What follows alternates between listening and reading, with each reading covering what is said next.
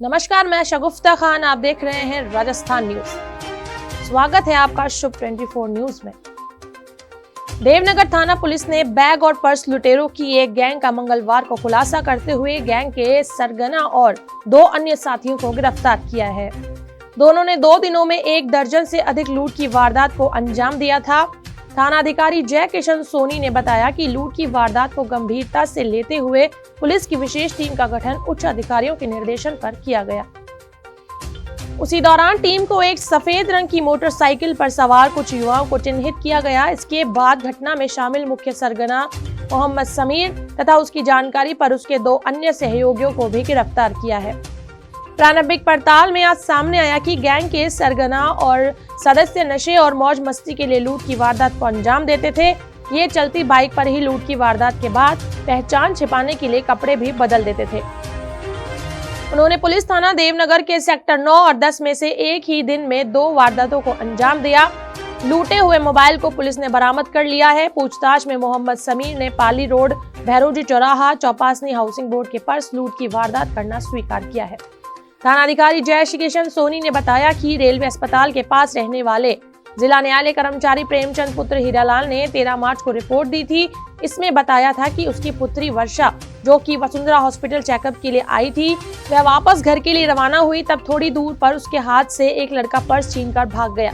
Purse में mobile, पैसे एवं अस्पताल के दस्तावेज थे। युवक बाइक पर आया था। इसी तरह शिक्षिका 12 सेक्टर निवासी भारती पत्नी ललित मुलानी ने रिपोर्ट दी थी। वह 12 मार्च को अपनी स्कूटी पर अपनी माताजी ज्योति मुलानी के साथ 12 सेक्टर से किसी काम के लिए 9 सेक्टर के लिए जा रही थी। तब एक लड़का सफेद रंग की मोटरसाइकिल पर आया और मेरे हाथ में डाले हुए पर्स को झपट्टा मारकर छीन कर ले गया। पर्स में एक मोबाइल, 7,000 रुपए नगद एवं आधार कार्ड था। पुलिस ने गैंग के सरगना से पूछताछ के बाद उसके 2 सहयोगियों राजीव गांधी कॉलोनी, सोमानी कॉलोनी के पास रहने वाले विशाल पुत्र श्रवण वाल्मीकि, चांदन भाकर, राजीव गांधी कॉलोनी गली नंबर 9 के संतोष कुमार पुत्र नियाराम मेघवाल को भी गिरफ्तार किया है। विशाल व संतोष कुमार को देवनगर की विशेष टीम द्वारा अवैध धारदार हथियार सहित दस्तायब किया है। राजस्थान में 9 महीने बाद विधानसभा चुनाव होने हैं। यह सत्ता के लिए मुख्य संघर्ष कांग्रेस और भाजपा के बीच ही रहा है।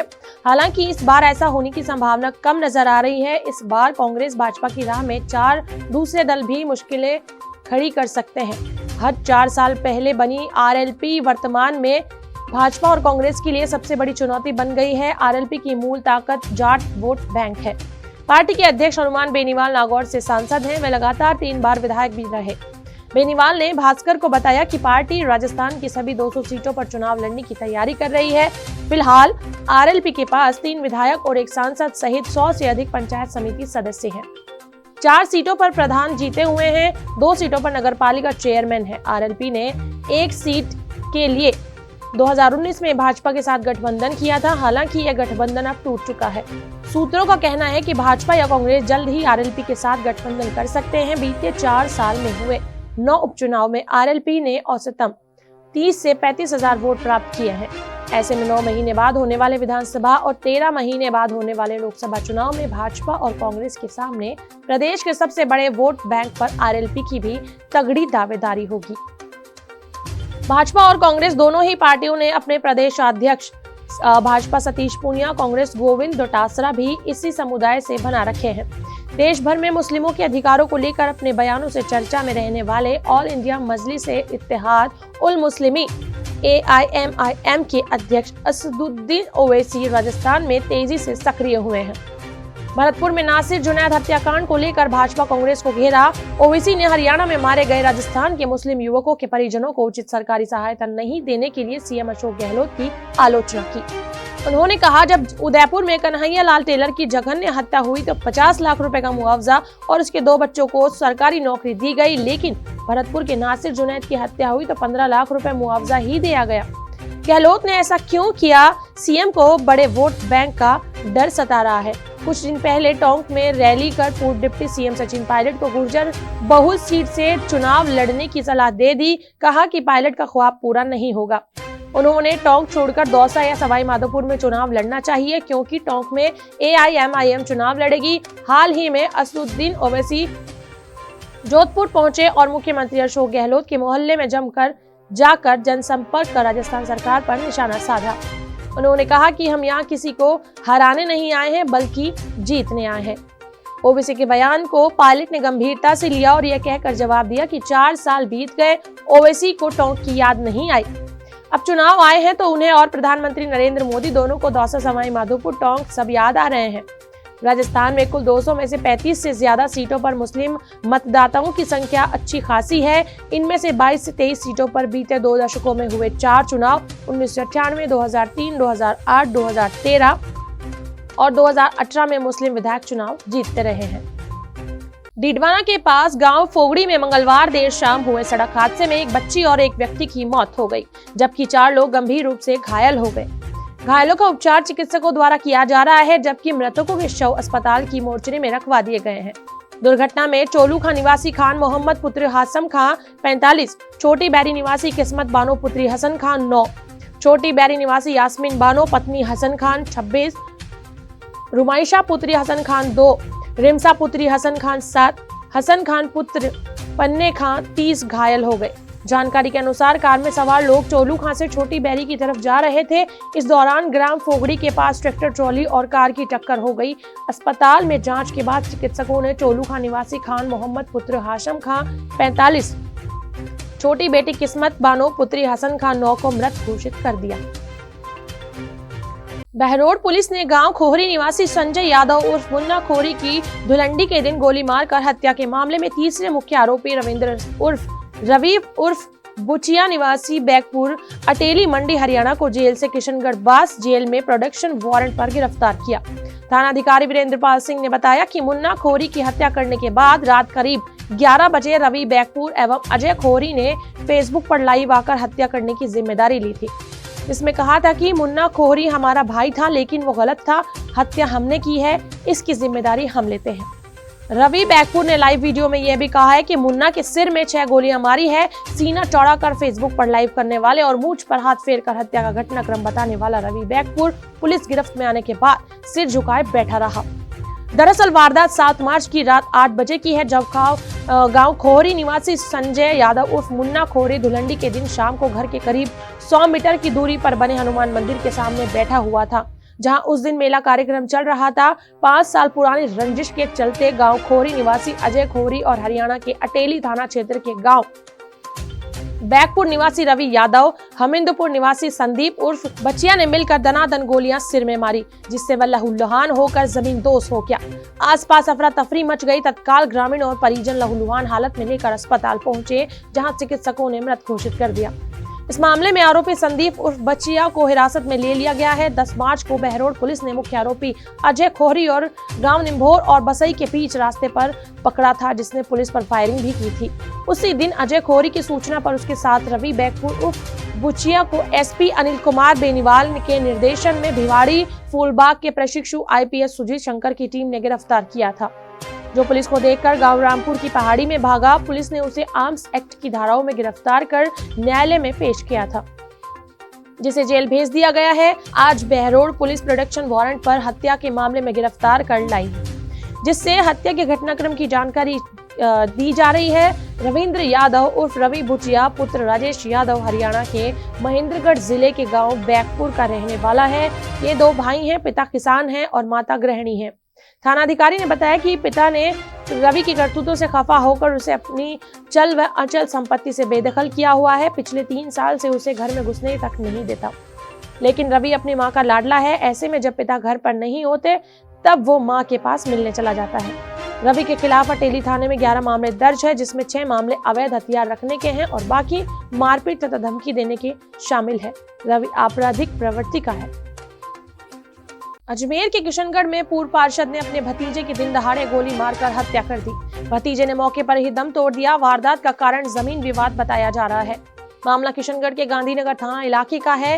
गांधीनगर थाना SHO शंभू सिंह शेखावत ने बताया कि पूर्व पार्षद सुरेश यादव 45 का बजरंग कॉलोनी वासी उसके भतीजे अशोक यादव 33 पुत्र गोपाल यादव के बीच जमीन को लेकर पुराना विवाद चल रहा था। अशोक ट्रांसपोर्ट व्यवसाय से जुड़ा था। मंगलवार दोपहर करीब 2 बजे गांधीनगर थाना इलाके में सरदार सिंह की ढाणी जाने वाले रोड पर अशोक अपनी मां शांति देवी के साथ खेत से घर लौट रहा था। इस दौरान पूर्व पार्षद सुरेश यादव चाचा पुत्र छोटू लाल यादव से कार से अशोक की बाइक को पीछे से टक्कर मार दी। अशोक व उसकी मां शांति सड़क पर गिर गए। अशोक कुछ समय समझ पाता, इससे पहले ही सुरेश यादव ने पिस्तौल निकालकर उस पर ताबड़तोड़ 3 राउंड गोलियां बरसा दी। सिर में गोली लगने से अशोक की वहीं मौत हो गई। घटना के बाद सुरेश यादव मकराना रोड की तरफ भाग निकला। लहूलुहान अशोक की मां ने रास्ते में गुजरते लोगों को आवाज लगाई। इस दौरान सूचना मिलते ही उसका छोटा बेटा राजेंद्र यादव मौके पर पहुंच गया। फायरिंग की सूचना मिलते ही गांधीनगर पुलिस थाना अधिकारी शंभू सिंह शेखावत फोर्स के साथ पहुंचे। पुलिस ने और अपने साथियों की मदद से राजेंद्र ने अशोक को राजकीय यज्ञ नारायण अस्पताल पहुंचाया, जहां चिकित्सकों ने उसे मृत घोषित कर दिया। इसके बाद मदनगंज थाने से एसएचओ नेमीचंद चौधरी भी फोर्स के साथ राजकीय अस्पताल पहुंचे। घटना की जानकारी मिलते ही अस्पताल परिसर में बड़ी संख्या में लोग जमा हो गए। इसे देखते हुए पुलिस ने अतिरिक्त बंदोबस्त किया। बाद में अशोक के भाई राजेंद्र यादव की रिपोर्ट पर पुलिस ने कार्रवाई करते हुए पंचनामा तैयार कर मेडिकल बोर्ड से शव का पोस्टमार्टम करवाया। शव परिजनों को सौंप दिया गया है। परिजनों ने शव का अंतिम संस्कार कर दिया है। ट्रांसपोर्ट व्यवसायी अशोक यादव की हत्या के बाद इलाके में तनाव है। हत्या को लेकर पुलिस ने अभी कुछ भी कहने से बच रही है। अशोक यादव के परिवार वालों से मिली जानकारी के मुताबिक अशोक व उसके चाचा सुरेश यादव में जमीन को लेकर बीते कुछ सालों से विवाद चल रहा था। पूर्व में कई बार झगड़ा हो चुका था। एसएचओ शंभू सिंह शेखावत ने बताया कि चाचा को डिटेन कर पूछताछ कर रहे हैं। पुलिस उप अधीक्षक शहर मनीष शर्मा ने बताया कि इस वारदात में 3 राउंड फायर हुए हैं, जिसमें चाचा ने जमीन विवाद को लेकर अपने भतीजे को मौत के घाट उतारा है। 5 साल पहले दोनों के बीच बंटवारा हो गया था, लेकिन उस बंटवारे को लेकर संतुष्ट नहीं था। जानकारी के अनुसार अशोक के 3 बच्चे हैं, जिसमें 2 बेटी परी 10 बलक 8 और बेटा लोकेश 6 साल। चोमू के काला डेरा स्थित सरकारी अस्पताल में मंगलवार को अचानक एक्सरे मशीन में आग लग गई। आग लगने से अस्पताल में अफरा तफरी का माहौल हो गया। अस्पताल में मौजूद लोग इधर उधर भागने लगे और सैकड़ों लोगों की भीड़ इकट्ठा हो गई। सूचना मिलने पर काला डेरा, रिको और चोमू से फायर ब्रिगेड की 2 गाड़ियां मौके पर पहुंची और करीब आधे घंटे की मशक्कत के बाद आग पर काबू पाया गया। एक्सरे मशीन में शॉर्ट सर्किट होने से आग लगने की बात सामने आई है। सूचना मिलने पर काला डेरा थाना पुलिस भी मौके पर पहुंची और घटनास्थल का मौका मुआयना किया। काला डेरा सरकारी अस्पताल प्रभारी डॉक्टर महेंद्र यादव ने बताया कि एक्सरे मशीन में शॉर्ट सर्किट होने से आग लग गई थी, जिससे मशीन का वायर और अन्य सामान जलकर खाक हो गया। सूचना पर पहुंचे दमकल कर्मियों ने आग पर काबू पाया। अस्पताल में आग की घटना के दौरान करीब 200 से 300 लोग मौजूद थे। यह सभी लोग मेडिसिन लेने के लिए अस्पताल आए हुए थे। हालांकि हादसे में कोई जनहानि नहीं हुई है। काला डेरा थाना प्रभारी हरविंद्र सिंह ने बताया कि अस्पताल के एक्सरे कक्ष में आग लगने की सूचना पर पुलिस जाब्ता मौके पर पहुंचा और घटनास्थल का मौका मुआयना किया गया है। सरकारी अस्पताल में आग लगने के बाद तुरंत काला डेरा से दमकल की गाड़ी मौके पर पहुंच गई और दमकल कर्मियों ने तुरंत प्रभाव से एक्सरे मशीन पर लगी आग पर काबू पा लिया। कृषि एवं पशुपालन विभाग की अनुदान मांगों पर चर्चा के जवाब में कृषि मंत्री लालचंद कटारिया ने कहा कि हमारे पास सिंचाई के पानी की कमी है। इसके बावजूद अलग अलग भौगोलिक परिस्थितियों के बीच पशुपालन को बढ़ाया गया है। कटारिया ने विधायकों की ओर से उठाई गई डिमांड्स पर कहा कि वे उन पर विचार कर जानकारी सदस्यों को पहुंचा देंगे। कटारिया से पहले कृषि विपणन पर विभाग के मंत्री मुरारीलाल मीणा ने जवाब दिया। जवाब में कटारिया ने यह भी बताया कि जोबनेर के कृषि विवि के साथ अब राजस्थान पशु चिकित्सा विवि नया बनाया जाएगा। लंपी पर भी सरकार ने स्वीकार किया कि पंचायत के आंकड़े और विभाग के आंकड़ों में अंतर हो सकता है। जो भी रिपोर्ट आएगी उस पर मुआवजे के लिए विचार किया जाएगा। उन्होंने विधायकों की डिमांड पर नए कृषि महाविद्यालय खोले जाने की उम्मीद जताई। इससे पहले दिन भर अनुदान मांगों पर चर्चा की गई। मंत्री कटारिया ने कहा कि देश के प्रधानमंत्री से लेकर सीएम तक मानते हैं कि कोविड काल में हर व्यक्ति को समझ आ गया है कि खाने पीने की वस्तुओं के रसायन का उपयोग कम किया जाए। परंपरागत खेती की तरफ फिर से जाना होगा। कृषि एवं पशुपालन विभाग की अनुदान मांगों पर विपक्ष की ओर से उपनेता प्रतिपक्ष राजेंद्र राठौड़ ने कहा कि यहाँ की 76% आबादी का जीवन यापन किसानों पर निर्भर करता है। अलग से कृषि बजट लाने की बात खोदा पहाड़ और निकली मरी हुई चूहिया जैसा रहा। राजस्थान में बरसों से संचालित केंद्र और राज्य की योजनाओं में 1 पैसा अतिरिक्त प्रावधान नहीं किया। हर योजना के आगे मिशन शब्द लिख दिया। दोनों बजटों में कृषि के लिए 881 करोड़ रुपए की कमी हुई। राजस्थान में इस बार प्लांट आउटलेट केवल 1.79% है। 2022 और 2023 में 4127 करोड़ का और 2023 में 3306 करोड़ रुपए का प्रावधान किया गया। इसमें जो कंपोनेंट था वह भी केंद्र की योजनाओं में 80% पैसा केंद्र की योजनाओं का पैसा है, जिसमें केंद्र का 60% पैसा लग रहा है। आश्चर्य की बात है, डॉक्टर MS स्वामीनाथन का जिक्र किया था, जिसने आयोग से 2007 में रिपोर्ट पेश की थी, लेकिन जब 2014 में PM मोदी आए तो वह रिपोर्ट सदन में पेश की गई। ये पहली बार हुआ है कि जब देश के प्रधानमंत्री ने किसान की मांग दोगुना करने की अवधारणा को किसान के सामने रखा, किसी की मांग नहीं रखी। NIA ने राजस्थान में PFI popular front of India की हिंसक उग्रवाद की गतिविधियों और एजेंडे से जुड़े मामले में NIA मामलों की विशेष कोर्ट में 2 आरोपियों कोटा के मोहम्मद आसिफ उर्फ आसिफ व 12 के सादिक सर्राफ के खिलाफ कोर्ट में चार्जशीट पेश की है। NIA ने आरोपियों पर IPC की धारा 120B, 153A और UAP एक्ट 1976 की धारा 13, 17, 18, 18A व 18B के तहत आरोप लगाए हैं। NIA ने कहा कि आरोपी PFI और के प्रशिक्षक सदस्य हैं और हिंसक वारदातों को अंजाम देने के लिए PFI के लिए युवाओं की भर्ती की प्रक्रिया में शामिल है। आरोपियों का मुख्य उद्देश्य 2047 तक भारत में इस्लामिक शासन स्थापित करने के साथ ही आतंक व हिंसक गतिविधियों को अंजाम देना और इनके लिए हथियार से धन जुटाना था। इसके अलावा वे हथियारों और विस्फोटकों से निपटने के लिए ट्रेनिंग कैंप आयोजित करने, PFI कैडरों को हथियार उठाने के लिए उकसाने और हिंसक गतिविधियों को अंजाम देने के लिए धन जुटाने में भी शामिल रहे थे। इसके अलावा उन्होंने भारत के देश में के विभिन्न धार्मिक वर्गों के बीच वैमनस्य को बढ़ावा देने और देश में इस्लामिक शासन स्थापित करने के लिए युवाओं को हिंसक तरीकों का सहारा लेने के लिए प्रेरित भी किया। उन्होंने मुस्लिम युवाओं को यह विश्वास दिलाने की कट्टरपंथी बनाया कि भारत में इस्लाम खतरे में है। वहीं इसके लिए PFI कैडरों और समुदाय के लिए इस्लाम की रक्षा करने और 2047 तक भारत में इस्लामी शासन स्थापित करने के लिए खुद को हथियारों के इस्तेमाल में प्रशिक्षित करने की जरूरत बताई। आरोपी व्यक्ति हथियारों की खरीद के लिए ज़कात के नाम पर धन इकट्ठा कर रहे थे और PFI कैडरों के लिए हथियार और विस्फोटक प्रशिक्षण शिविर आयोजित कर रहे थे। गौरतलब है कि NIA ने सितंबर 2022 में यह मामला उस साजिश में दर्ज किया था जिसमें PFI के नेताओं द्वारा कट्टरपंथी व भोले भाले मुस्लिम युवाओं को हथियारों के प्रशिक्षण के माध्यम से भारत में विभिन्न वर्गों के बीच खाई पैदा करने और इस्लामिक शासन स्थापित करने के उद्देश्य से रचा था। भवानी मंडी पुलिस ने अवैध हथियारों की तस्करी के मामले में फरार चल रहे आरोपी को आज गिरफ्तार किया है। आरोपी 9 महीने से हथियार तस्करी के मामले में फरार चल रहा था। पुलिस अधीक्षक ऋचा तोमर ने बताया कि 27 जून 2022 को शिवालय के पास नाकेबंदी के दौरान आरोपी महेंद्र सिंह और बंटी को एक अवैध देसी पिस्टल और एक जिंदा कारतूस के साथ गिरफ्तार किया था, जहां पुलिस द्वारा पूछताछ करने पर अवैध हथियार और कारतूस तूफान सिंह उर्फ सोना से खरीदना बताया गया है, जिस पर पुलिस ने मामला दर्ज कर आरोपी की तलाश शुरू की है।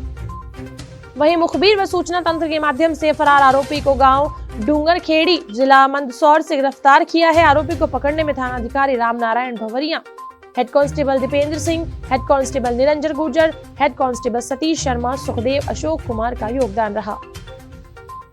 कोटा के दादाबाड़ी थाना क्षेत्र में एक कोचिंग छात्रा ने हॉस्टल में सुसाइड कर लिया। छात्रा बिहार की रहने वाली थी। कोटा में रहकर नीट की तैयारी कर रही थी। उसने हॉस्टल में फांसी लगा ली। 2 दिन पहले ही उसके परिजन उससे मिलने बिहार से कोटा आए थे। बताया जा रहा है कि टेस्ट में कम नंबर आने व हॉस्टल में खाना ठीक नहीं मिलने से मानसिक तनाव में थी। छात्रा संबुल परवीन 18 बिहार के पश्चिम चंपारण के बेतिया की रहने वाली थी। कोटा के बसंत विहार इलाके में एक हॉस्टल में रह रही थी। पिछले साल ही उसे निजी कोचिंग में एडमिशन लिया था। बताया जा रहा है कि टेस्ट में नंबर कम आने से मानसिक तनाव में चल रही थी। हाल ही में उसके परिजन कोटा आए तो उसने हॉस्पिटल में खाना सही नहीं मिलने की शिकायत परिजनों से की थी, जिसके बाद उसके माता पिता दूसरा हॉस्टल देखने गए थे। पीछे से छात्रा ने फांसी लगा ली। परिजन जब हॉस्टल पहुंचे तो छात्रा फांसी के फंदे पर लटकी हुई मिली। उसे नीचे उतारकर तुरंत निजी हॉस्पिटल लेकर गए, जहां डॉक्टर ने मृत घोषित कर दिया। छात्रा के पिता ने बताया कि 2 भाई 2 बहनों में परवीन सबसे छोटी थी। पिछले साल ही उसका एडमिशन करवाया था। उसके टेस्ट में कम नंबर आए थे, जिसके बाद वह तनाव में थी। उसे समझाया था, मैडम के पास लेकर गए थे। उसके बाद उसे भरोसा हो गया था कि उसने बताया कि हॉस्टल वाले पेरेंट्स के साथ रहने पर अच्छा खाना खिलाते हैं, लेकिन पेरेंट्स के जाने के बाद अच्छा खाना नहीं देते। बेटी के कहने पर हॉस्टल चेंज करने की सोची थी। आज सुबह 8:30 बजे हॉस्टल देखने चला गया। करीब 11:30 बजे वापस लौटा। उसका कमरा दोनों तरफ से बंद था। कूलर वाली जगह थोड़ी खुली हुई थी। कूलर हटाकर देखा तो बेटी फांसी पर लटकी हुई थी। उसे नीचे उतारकर तुरंत हॉस्पिटल लेकर गया। दादाबाड़ी थाना सीआई राजेश पाठक ने बताया कि 10 मार्च को ही परिजन कोटा आए थे। छात्रा ने हॉस्टल के कमरे में फांसी लगा ली। फिलहाल सुसाइड के कारण सामने नहीं आए हैं। सुसाइड नोट भी नहीं मिला। पोस्टमार्टम की कार्रवाई की जा रही है। जांच के बाद ही कारण सामने आएंगे।